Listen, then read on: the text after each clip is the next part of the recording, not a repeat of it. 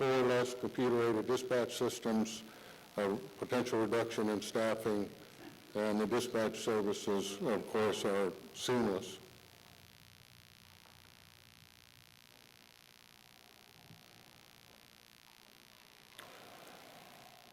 I'm not going to go through these, all of these benefits of consolidated services. I have 22 listed on 2 slides. Obviously, cost in many areas, apparatus, stations, and equipment. But in addition to cost savings, there is a tremendous potential for improvement in service.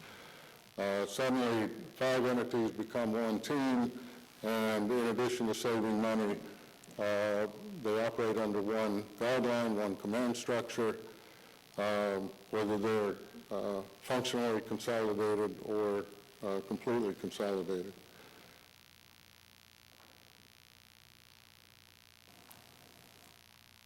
Enhanced and expanded services. A consolidated department provides a substantial amount of opportunity for improved services, coordination of planning, and potential reduction in ISO rating. Finally, the opportunity for seamless approach occurs when there is some form of consolidation, and obviously we recommend that when it's appropriate. And although it may be difficult to implement, many fire departments and fire districts and rescue squads are looking at it. So that's a little bird's eye view of fire and EMS consolidation. Thank you. Thank you.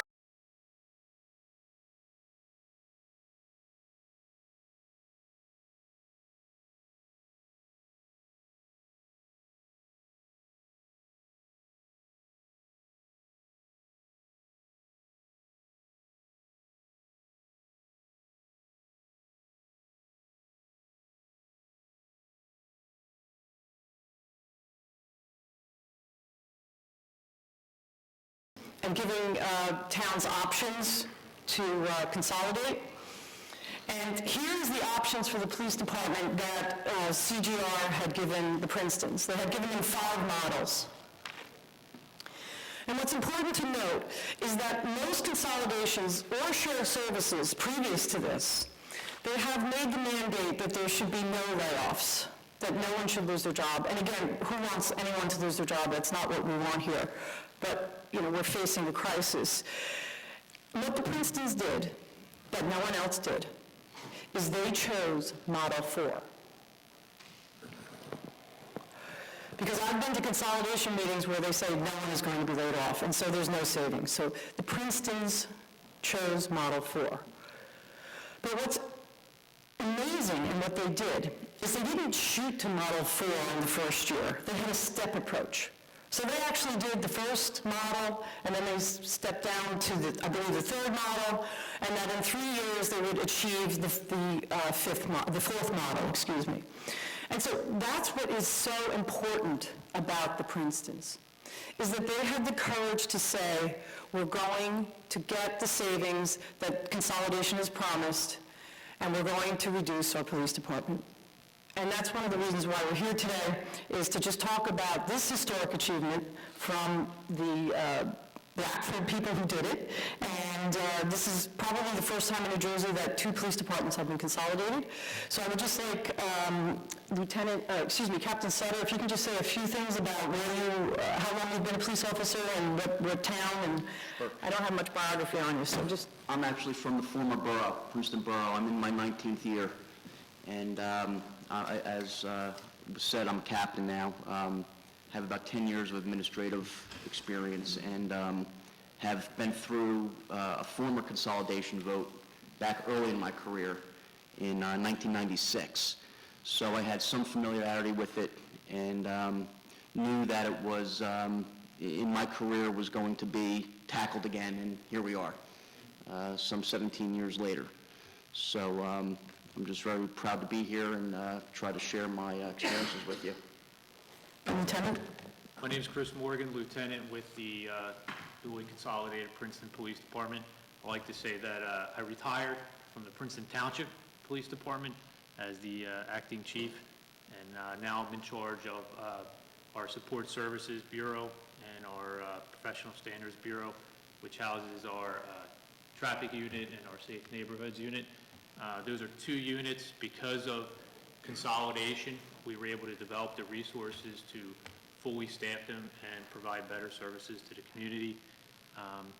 With our professional standards, I oversee our internal affairs as well as our accreditation process as well.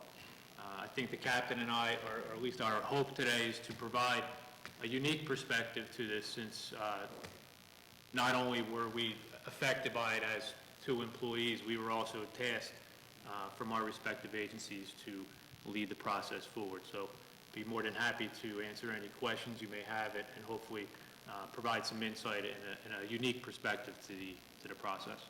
Well, just share with us some of the differences between having two separate police departments and now having one. That's a very interesting question. You know, we spoke a lot about consolidating two departments. I guess to some extent we did, but what we're really doing is making a new department. We're a new department. We've looked at the policies, the procedures, the cultures of both departments. We've adapted some of those and chose not to use some of those and went to new ways of doing things. And that's, for me personally, is probably the greatest experience that as a police officer, especially at the command level, there's very few officers in definitely the country, if not, around the world, that could say they built a police department. And we're doing that. And it's challenging. It's reinvigorated me personally. It's not always easy. But anybody that's devoted to the cause and devoted to the mission, it's you can't argue that it's been a very fulfilling experience. And just to add to that, the interesting part to it was, as we initially approached the process and we looked at whatever specific issue it is that we were about to address,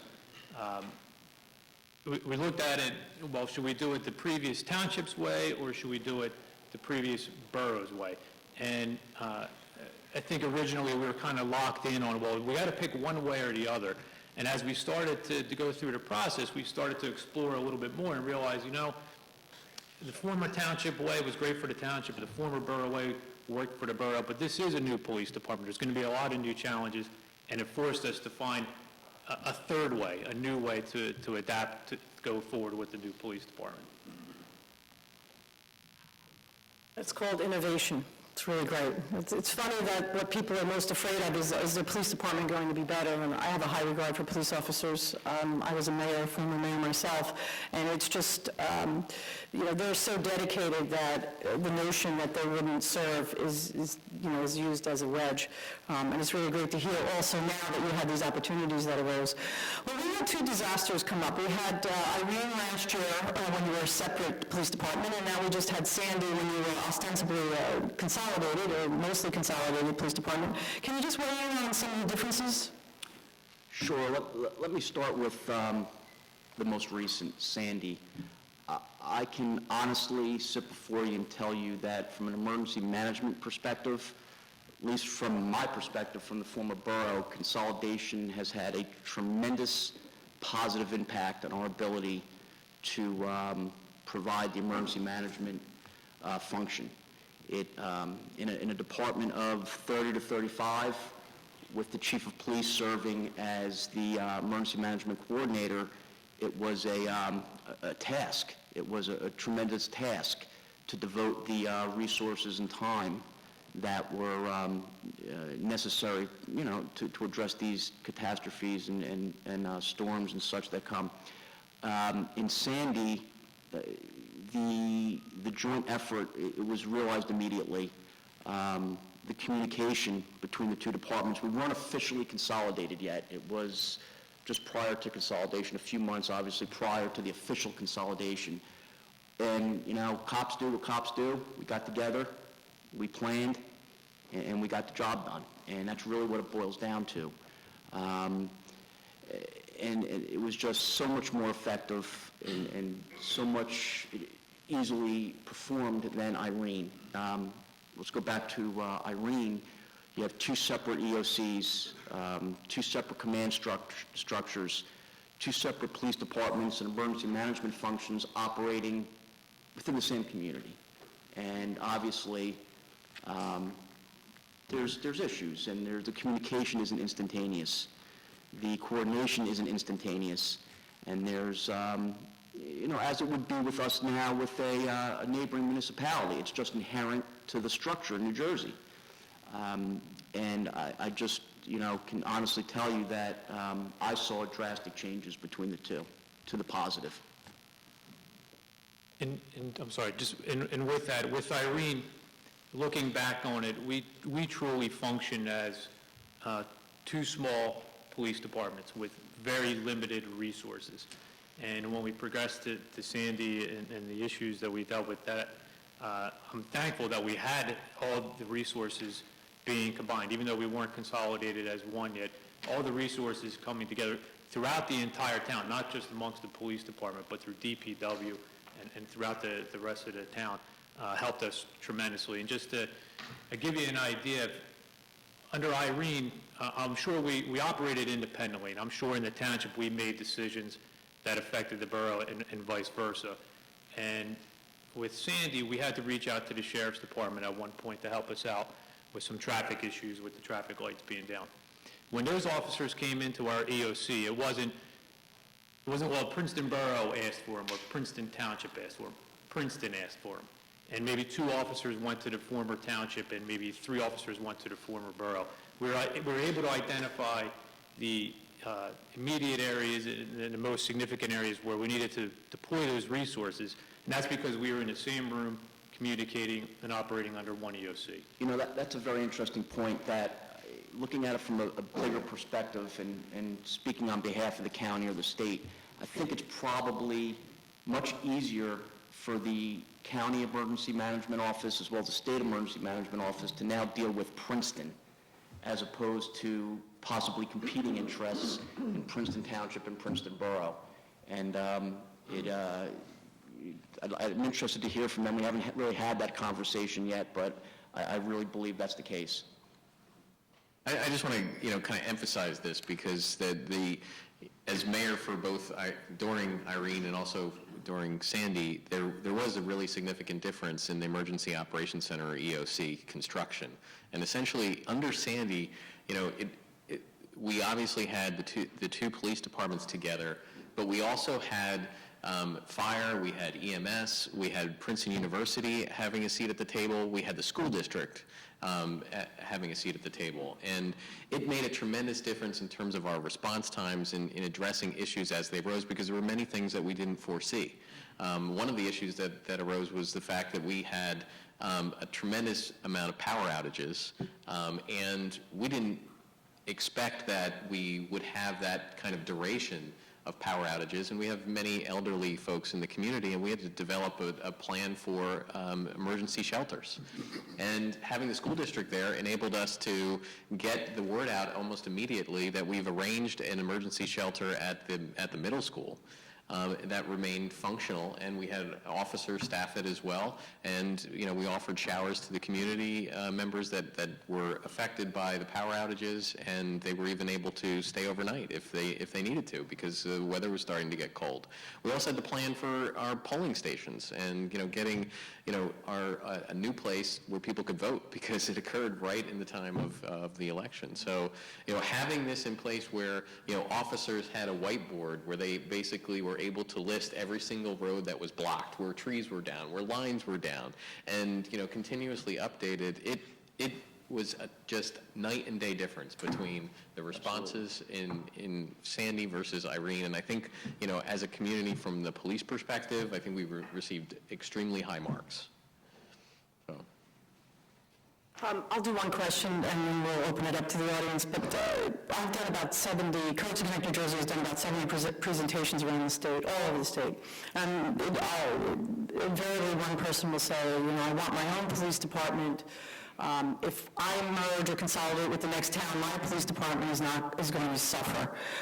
Can I have each of you to respond to that? Sure. Is that true? No. Leading up to consolidation, obviously, there were a lot of unknowns, a lot of questions, and understandably, it caused a lot of anxiety within the departments. It's new. I got to tell you, cops are resistant to change in general. You change a form, you make it blue when it was white, it's an issue, you know, and you got to do it slowly, and it's just the way we are. But we're getting better at it here in Princeton, you know, believe me. It's been from my perspective and from our officers' perspective, I'll speak on their behalf. I feel comfortable doing that. It's been a success. The officers have been absolutely outstanding in the way they handled it. There has been no huge issues amongst them. They get in the car together, they go on patrol together, they work things out. It's been, from that perspective, it's been a delight. I feel that we've been able to offer some advancement opportunities to them down the line in terms of different units. Safe Neighborhoods unit being one of our biggest ones that we weren't able to keep full in the past, community policing, which is a benefit to the community. The officers like working in it. It's different. It's a win-win. Traffic units, same circumstance. I can't tell you from the borough perspective that it's been again, challenges and issues that you experience in any police department, but things directly related to consolidation that have been a drastic issue and that I would say have hurt the department or made us worse off than we were as the borough. No, absolutely not. I would agree with everything that the captain said, that it certainly wasn't without its challenges, the biggest one being the unknown, from the rank and file all the way through the command staff. We anticipated some changes and tried to adapt to ensure that coverage throughout the entire town was adequate. I think moving forward, hindsight being 2020, perhaps there's some things that we could have done differently.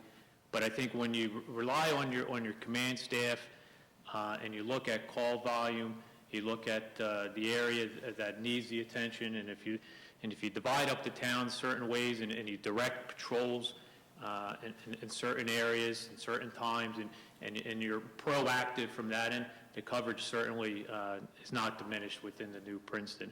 And in fact, just to reiterate what the captain said and what I said earlier, not only are we providing a better service, but we're actually creating new services within the police department.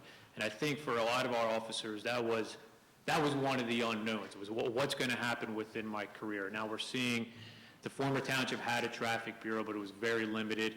Now we're seeing it fully staffed with 3 officers. We're seeing a Safe Neighborhoods unit that actually can get out into the community and go to community events and have discussions with the community members about the needs and the concerns that they want. That's something that didn't exist in the previous borough and the previous township. And just to touch on the one area about new opportunities, we're anticipating, not just with the Safe Neighborhoods unit and the Traffic Bureau, but we're anticipating, now that we are a larger community and a larger police department, we need to provide additional services from a law enforcement perspective. And again, that's something that we're going to explore and hopefully create those opportunities for some of our officers coming through the ranks. And I would like to add one last thing to that, is our critical incident response, our ability to respond to larger incidents, major motor vehicle incidents, for instance, or other instances that require a lot of resources. You know, in the past, we would be calling out to Princeton Township or Lawrence Township or whoever could bring in a resource to help us close a road or direct traffic, or maybe an investigative resource to help us out. And if they weren't available, well, okay, we got to make do. My experience already has been going to a larger scene and just watching everything just work smoothly, having the availability of a traffic unit to shut a road, of detectives coming out, starting the investigation immediately, not using overtime, doing it with resources that are available at that very time. And it's been from a command standpoint, it's been a pleasure. And I've realized that very early on. Two major positives that we've seen through this process, even in the 6 months, communication and resources. Captain just said, unfortunately, we've had those incidents where we had to utilize those incidents already, but the communication between the Princetons now, or Princeton, completely different. We did have mutual aid, and we did communicate before as a former township and former borough, but the day-to-day details never made its way back and forth between the two police departments. And truly, Princeton Borough and Princeton Township really was one community. But unfortunately, looking back on it, the police departments didn't have that relationship to share the information. Now, as one police department, we just left a meeting, our staff meeting, and we had about 12 people in the room, and we do it weekly, and everyone is sitting there and sharing information. Our traffic bureau, our safe neighborhoods bureau, our detective bureau, investigative information, patrol is there to provide information, and all of Princeton is now come together from a law enforcement perspective, and we're able to share that information together. My question is more than one, actually, and my name is Rob Brady. First off, I'm going to let everybody know we're going to steal the young lady in front of us here, because I actually work for the Commonwealth of Pennsylvania in the Department of Community and Economic Development. I run part of the shared services, municipal, and emergency service merger consolidation and regional efforts for our office. But, listening here, I've been very impressed with everything, but I'm going to ask the first question, and I'm sure the police officers are going to get a chuckle out of this. There's no firefighters or EMS people, but my first question is, have you made other people jealous?